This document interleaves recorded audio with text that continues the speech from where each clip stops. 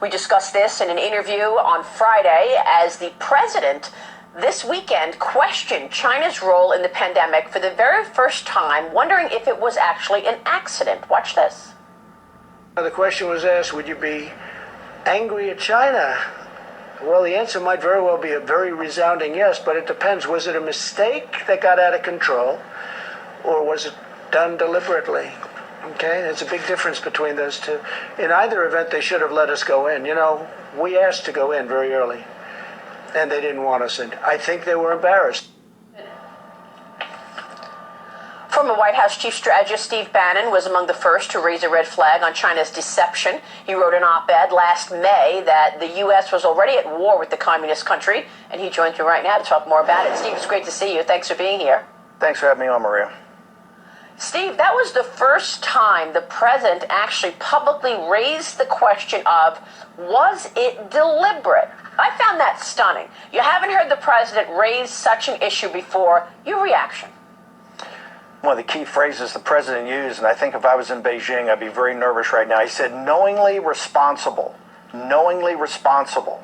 And I think, let's set aside for a second, this is a biological Chernobyl, but let's set aside a second the lab, and did it leak out of the lab with a technician on trying to find a vaccine? Let's leave aside the fact that were they doing gain of function experiments there against everybody's knowledge. Let's leave aside for a second whether they have an offensive biological weapons program. That's all going to be investigated. As Pompeo and Senator Cotton says, that's all now being investigated by intelligence services, by the World Health Organizations, etc.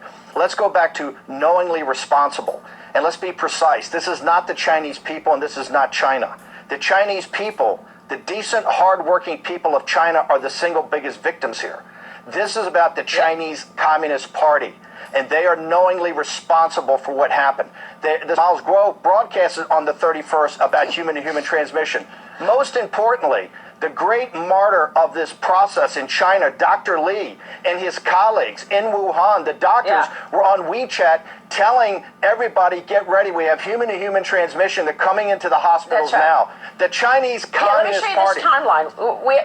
We have a timeline because it was December 10th, one of the earliest known coronavirus patients falling ill in Wuhan, China. And you're right, the doctor raises the alarm on the coronavirus on December 30th. What happens then, Steve? He gets arrested. He's dead now, as you know, from coronavirus.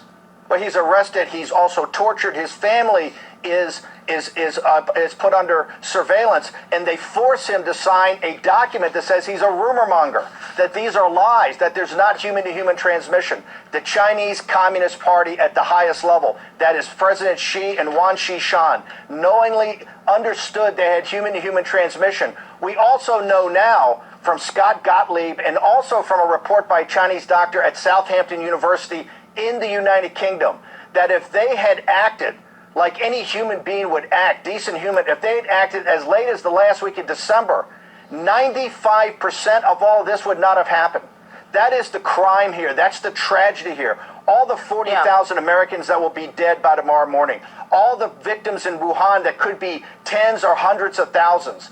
All the dead in Lombardy. All the doctors and nurses. All the blood of all that is on the Chinese Communist Party's hands, on Xi and Wang Qishan and their other gangsters. Also, all the economic carnage. It's going to take us decades to work our way out of here eventually. All of that is squarely on the Chinese Communist Party, not the Chinese people. Remember, there were hundreds of thousands of innocent Chinese flying all over the world in the month of January.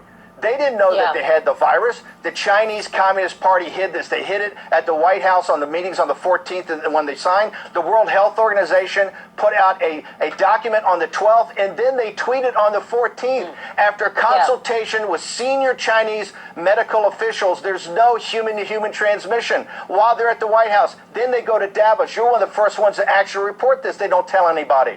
And when they started to stop the traffic and the travel inside of China, they didn't stop it to the rest of the world. It took Donald J. Trump, the 45th Right, president of the United States, against his medical advisor's opinion, because they were going off what the World Health Organization said. It was Trump that stopped the international travel on the 31st of January. The blood is on the hands of the Chinese Communist Party and the world. For the Chinese people, the people of Wuhan and Hubei, the world must hold these people accountable.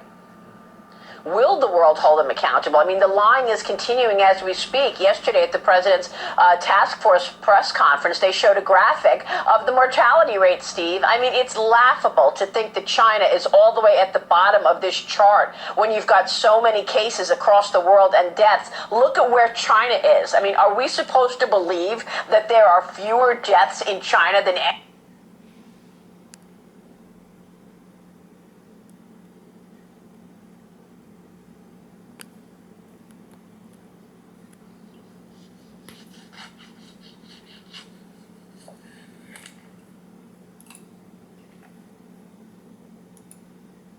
people in Wuhan think that there are probably over 100,000 people in Wuhan that died, and forget the rest of China. We don't know because they lie about everything. But you asked about how they're going to be held accountable. The righteous indignation of the peoples of the world are going to stand up and make sure that they're held accountable. President Trump laid it out. Knowingly responsible. They are knowingly responsible for the acts of commission that all of this could have been avoided. Remember, 60 days ago, we had the greatest economy in American history. The whole world was prosperous. We were looking for a great 2020, a great kickoff to a decade. Now we're looking at economic carnage and the largest mass casualty event in American history caused by a biological Chernobyl and the lies, misrepresentations, and the cover-up. Cotton, who couldn't be on here today, calls it the biggest cover-up in world history. It's incumbent upon the intelligence services, it's incumbent upon the nations of the earth to come together. Well, the question that I'm asking is, isn't it wild that no one got infected in Beijing? Wow, what a novel thought. I mean, Wuhan, 5 million people start traveling. Some people went to Italy, some people went to the United States. By the way, 433,000 people traveled from China to the United States after it was known that the coronavirus was happening. But nobody got infected in Beijing. I've got to move on to the election. How is this going to impact the election? Do you think Joe Biden is going to be the Democrat candidate given his experience with China? Well, first off, he's by far the weakest candidate. He's totally compromised. Remember, President Obama basically had Biden as his wingman to do everything with China. He is compromised by the Chinese Communist Party. He is personally compromised by the Chinese Communist Party. And that'll all be laid out in details. His family's in business with him. But he has made every bad decision in this managed decline of the United States. It was Joe Biden. Remember, Joe Biden was saying last summer, hey, China's no problem. China's not a problem. It was Joe Biden that took the side of the Chinese Communist Party. He was a useful idiot for the Chinese. When President Trump stands up and says, hey, we got to stop the traffic coming in here, and we have to quarantine the people that come in.